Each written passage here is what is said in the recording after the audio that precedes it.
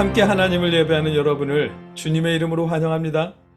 이제 묵상 기도로 하나님 앞에 예배드리겠습니다.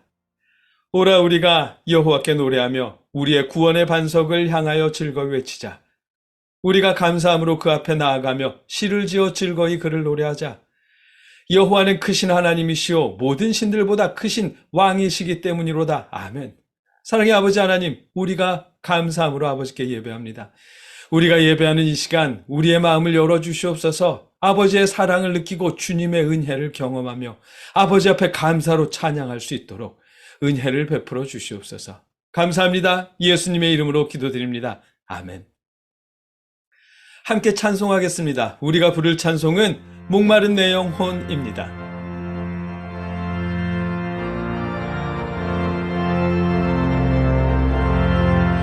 목마른 내 영혼 주가 이미 허락한 그 귀한 영생수 주여 갈망합니다. 그 약속 따라서 힘써 간구하오니 오 주여 내 기도 어서 들어주소서.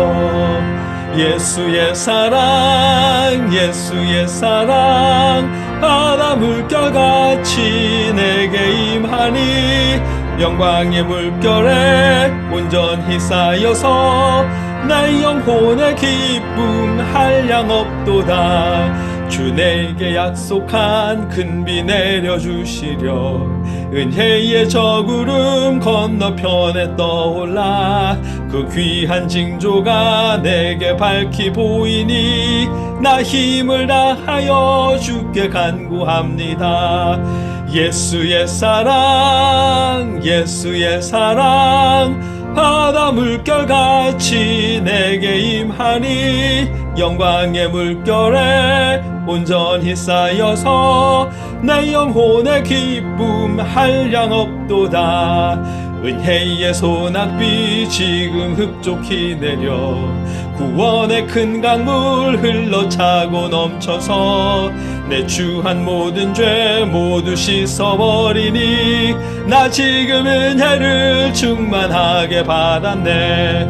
예수의 사랑 예수의 사랑 바다 물결같이 내게 임하니 영광의 물결에 온전히 쌓여서 내 영혼의 기쁨 한량없도다. 그 차고 넘치는 주의 은혜의 물결 힘차게 밀려와 내게 만족합니다. 오 할렐루야로 주를 찬송하오니 내 마음의 기쁨이 항상 충만함이라. 예수의 사랑 예수의 사랑 바다 물결같이 내게 임하니 영광의 물결에 온전히 쌓여서 내 영혼의 기쁨 한량없도다. 아멘. 봉헌 시간입니다. 우리 턴투갓의 봉헌은 여러분이 받은 하나님의 은혜를 여러분 주변의 연약한 이웃이나 작은 교회 혹은 선교사님들을 통해 하나님께 드리는 봉헌입니다. 찬송가 211장 1절을 함께 부른 후에 우리가 봉헌 기도 드리겠습니다.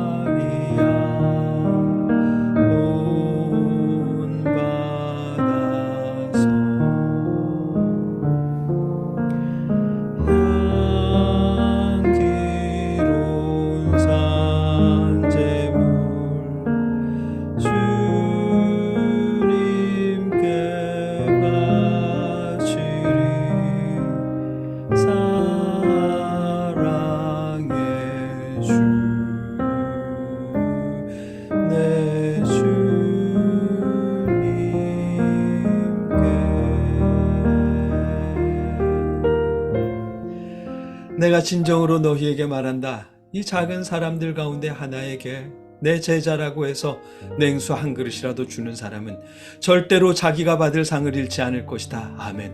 사랑의 아버지, 우리가 아버지께 받은 은혜를 그중 작은 일부분을 주변의 연약한 형제들을 통해 아버지께 드립니다. 우리 예물을 받아 주시옵소서. 복음이 계속될 수 있도록, 주님의 사랑이 계속 뻗어나갈 수 있도록, 우리가 더 많은 것으로 나눌 수 있도록 우리의 마음과 형편을 아버지 주관하여 주시옵소서. 예수님의 이름으로 기도드립니다. 아멘. 계속해서 우리 각자의 기도 제목과 나라와 이웃들을 위해 한 목소리로 기도하겠습니다. 사랑의 아버지 하나님, 우리가 아버지 앞에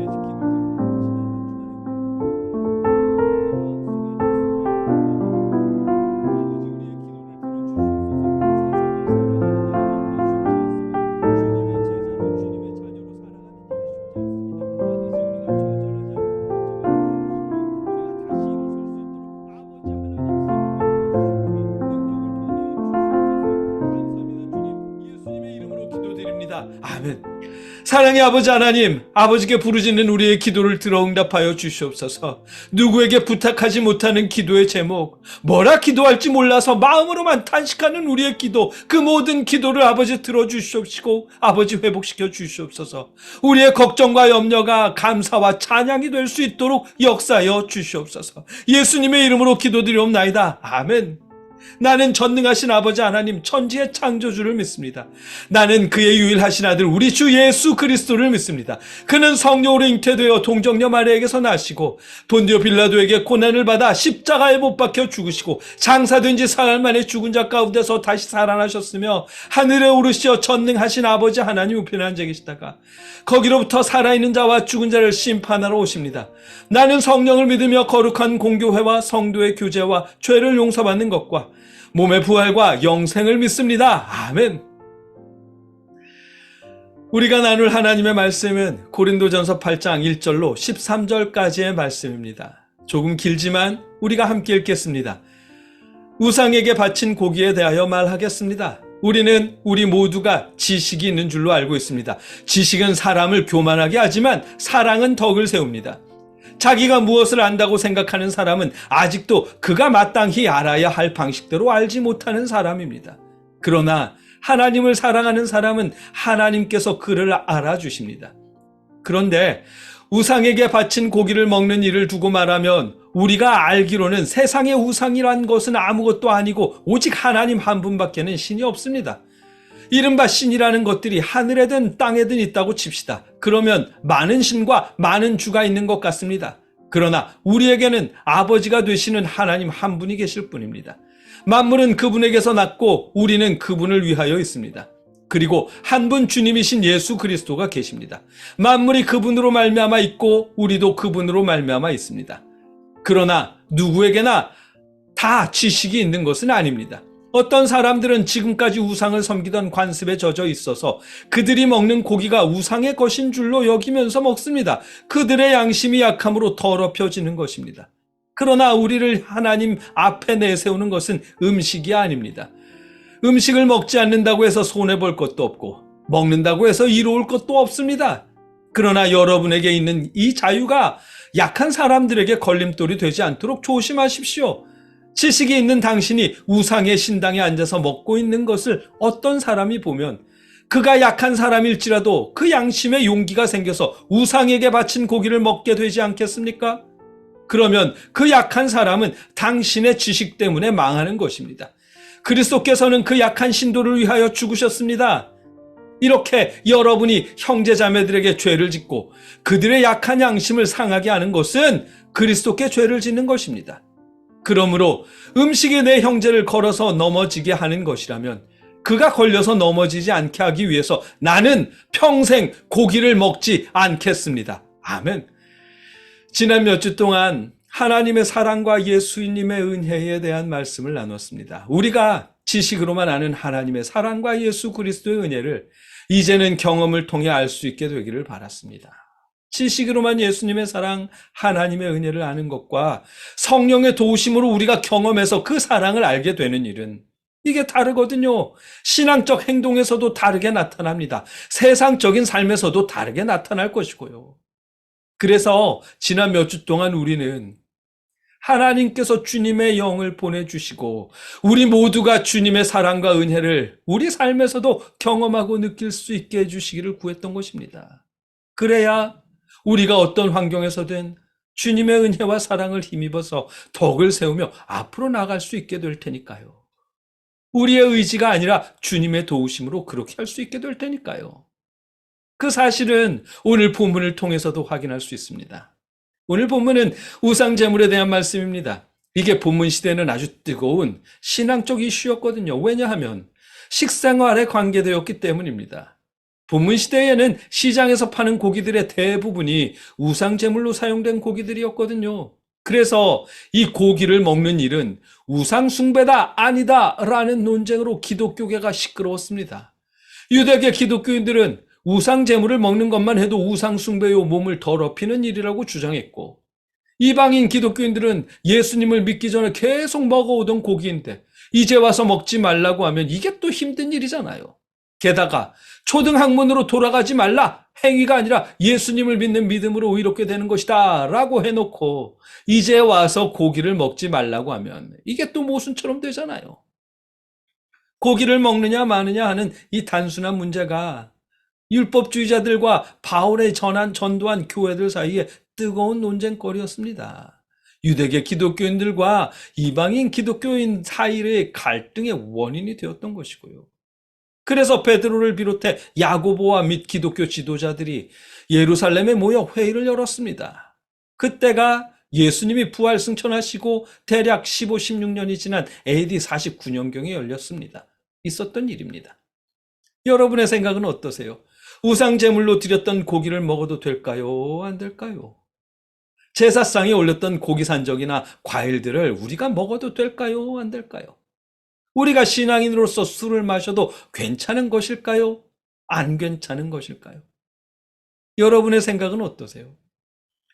예루살렘 회의 결과는 우상에게 제물로 드렸던 고기는 먹지 말라 였습니다. 그렇다고 우상 제물을 먹는 일과 우상 숭배를 동일하게 여겼기 때문은 아닙니다. 다만 유대인 기독교인들과 이방인 기독교인들의 분열을 조금이나마 완화하기 위해서 그런 결정을 내렸습니다. 고기 문제가 아니더라도 그 시대 유대계 기독교인들은 할례 받지 않은 이방인 기독교인들을 무시했거든요. 그런데 할례를 받지 않고 율법도 모르는 이방인 기독교인들이 우상 제물까지 먹는다면 아이고야 더욱 배척받겠죠. 주님의 사랑으로 하나 된 공동체가 고기를 먹는 일 때문에 둘로 나뉘게 될 것입니다. 그래서 내린 결정이 할례를 받지 않아도 되고 다른 율법을 지키지 않아도 좋은데 다만 너희도 우상 제물은 먹지 말아라는 결정이었던 것입니다. 사도행전 15장에 있는 내용입니다. 바울도 이 회의의 결과를 알고 있습니다. 그런데 문제는 이 회의의 결과를 지식으로만 가지고 있으면 이게 또 다른 율법이 되고 맙니다. 초등학문의 연장이 되고 말아요. 그것이 싫었던 모양이죠. 우상 제물을 먹든 먹지 않던 그 기준은 사도들의 결정이나 지식 때문이 아니라 주님의 사랑 때문이기를 원했습니다. 그래서 오늘 본문 1절에 이렇게 말씀하십니다. 우상에게 바친 고기에 대하여 말하겠습니다. 우리 모두가 지식이 있는 줄로 알고 있습니다. 지식은 사람을 교만하게 하지만 사랑은 덕을 세웁니다. 아멘. 우상 제물을 먹느냐 마느냐 이런 걸 지식으로 결정하지 말라는 것이죠. 사도들이 결정한 회의의 결과에 따른 지식이든 믿음으로 의롭게 된다는 바울의 가르침을 따르는 지식이든 지식으로 결정하지 말라는 것입니다. 지식은 교만하게 만들지만 사랑은 덕을 세우니까 사랑으로 결정하라는 것입니다.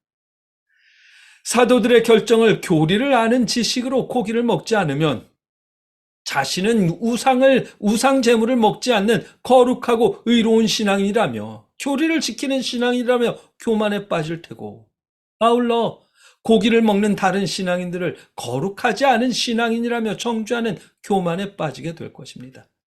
반대로 믿음으로 의롭다 인정해 주신 하나님의 은혜를 다만 지식으로 알아서 난 믿음으로 의롭게 되었으니 자유해 라며 고기를 마음껏 먹는 일도 역시 교만에 빠지는 일이 되고 맙니다. 이제 막 예수님을 믿기 시작한 사람들도 그들을 따라하게 되거든요. 예수 믿는다고 절제할 필요가 없구나. 먼저 믿어서 직분받은 저 사람들도 저러고 있잖아. 믿음으로 이렇게 된다고 했으니까 아무렇게나 해도 되는 모양이야. 라면서 공동체가 엉망이 되고 말 것입니다. 이게 기독교를 지식으로만 알면 생기는 일이고, 그래서 지식은 교만하게 만든다는 것입니다. 본문 시대의 고기 문제뿐만이 아니라 우리 시대의 일들 역시 마찬가지겠죠. 우리가 술을 마신다거나 직장 동료, 선후배 혹은 배우자나 자녀들, 가족들에게 함부로 말하는 일들, 이런 일상적인 행동에서 그동안 해왔던 습관이나 세상의 유행을 따라 자신의 지식을 기준으로 삼아서 행동할 때 공동체는 엉망이 되고 맙니다. 그래서 오늘 본문 10절로 12절에 지식이 있는 당신이 우상의 신당에 앉아서 먹고 있는 것을 어떤 사람이 보면 그가 약한 사람일지라도 그 양심의 용기가 생겨서 우상에게 바친 고기를 먹게 되지 않겠습니까? 그러면 그 약한 사람은 당신의 지식 때문에 망하는 것입니다. 그리스도께서는 이 약한 신도를 위하여 죽으셨습니다. 이렇게 여러분이 형제 자매들에게 죄를 짓고 그들의 약한 양심을 상하게 하는 것은 그리스도께 죄를 짓는 것입니다. 아멘. 우상 제물인 고기를 먹어서 그게 죄가 되는 것이 아니라 자신의 지식에 의지해서 다른 신앙인들까지 실족하게 만들기 때문에 그게 곧 주님께 죄를 짓는 것이라며 그러지 말라고 말씀하십니다. 대신에 지식을 기준으로 삼지 말고 대신에 주님의 사랑을 기준으로 하라는 것입니다. 그러면서 자신의 결정, 사랑을 기준으로 하는 자신의 결정을 말씀하십니다. 13절입니다. 그러므로 음식이 내 형제를 걸어서 넘어지게 하는 것이라면 그가 걸려서 넘어지지 않게 하기 위해서 나는 평생 고기를 먹지 않겠습니다. 아멘. 자신의 지식에 따라 거룩함을 지키기 위해서가 아니라 다른 사람을 실족시키지 않기 위해서 평생 고기를 먹지 않겠답니다. 자신이 아닌 연약한 형제를 위해서 절제하겠답니다. 이 모습이 주님의 사랑을 기준으로 삼는 것이고 사랑으로 덕을 세우는 모습입니다. 사랑으로 덕을 세우는 일은 자신이 아니라 형제의 믿음을 위해 절제하고 행동하는 일이 곧 사랑으로 덕을 세우는 모습입니다. 주님의 사랑을 기준으로 삼은 모습이고요. 왜냐하면 예수님이 십자가에 죽으신 이유는 자신의 속죄를 위해서가 아니라 우리의 속죄를 위해서였거든요. 그렇기에 우리 자신이 아니라 형제의 믿음을 위해 우리가 결정하고 그렇게 행동하는 일이 곧 주님의 사랑을 기준 삼는 행동인 것이고 사랑으로 덕을 세우는 일인 것입니다. 그렇다고 해서 여러분, 오늘 본문 말씀을 기준으로 삼아 우리가 행동한다면 그 역시 지식으로 결정하는 일이 되고 말 것입니다. 그래서 우리가 주님의 사랑과 은혜를 경험할 수 있도록 그렇게 되기를 바랐던 것입니다. 알아서가 아니라 주님의 사랑을 충분히 느껴서 그 사랑의 힘으로 우리가 절제할 수 있게 될 테니까. 그래서 그랬던 것입니다. 주님의 사랑을 경험하지 못한 채 지식만 쌓이면 기독교가 탁상공론으로 정체될 뿐입니다. 이러면 복받는다, 저러면 벌받는다며 앉은 자리에서 심판 역할이나 하고 있을 테고, 잘 되면 자신의 행위 때문에 복받았다, 안 되면 자신이 부족한 믿음 때문에 혹은 하나님이 안 도와주셔서 잘못됐다며 앉아서 탄식이나 하고 있겠죠. 형제를 판단하거나 아니면 하나님을 원망하는 교만을 범할 것입니다. 그러나 우리가 주님의 사랑을 경험하고 그 사랑이 기준이 된다면 그때는 사랑으로 덕을 세울 수 있을 것입니다. 주님의 사랑 역시 계속해서 뻗어나가게 될 것이고요. 그런 일들이 여러분과 우리 모두를 통해 일어날 수 있기를 바랍니다. 우리가 주님의 사랑을 경험하고 그 사랑에 힘입어서 덕을 세워 나갈 수 있게 되기를, 하나님께서 성령님으로 역사해 주시기를 주님의 이름으로 축복합니다. 함께 기도하겠습니다. 사랑의 아버지 하나님, 역사하여 주시옵소서. 우리의 지식을 기준으로 삼지 않고 우리 안에 역사하시는 주님의 사랑으로 그 사랑에 의지해서 덕을 세우며 나갈 수 있도록, 앞으로 나갈 수 있도록 우리 삶을 역사하여 주시옵소서. 예수님의 이름으로 기도드립니다. 아멘.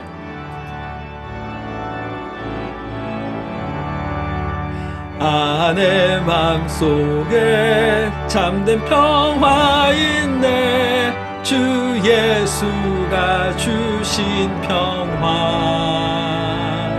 시험 닥쳐와도 흔들리지 않아. 귀하다 이 평안함. 주가 항상 계셔 내 맘속에. 주가 항상 계셔 기쁘다. 주 나의 맘에 계셔 위로하시네. 어찌 내가 주를 떠나 살까. 이제는 우리를 위해 십자가에 죽으신 예수 그리스도의 크신 은혜와 우리를 구원하시기 위해 독생자를 보내신 아버지 하나님의 무한하신 사랑하심과 성령님의 역사하심이 오늘도 우리와 함께 하시며 우리가 주님의 사랑을 경험하고 그 사랑으로 덕을 세워 나가게 하시기를 주님의 이름으로 간절히 축원하옵나이다. 아멘.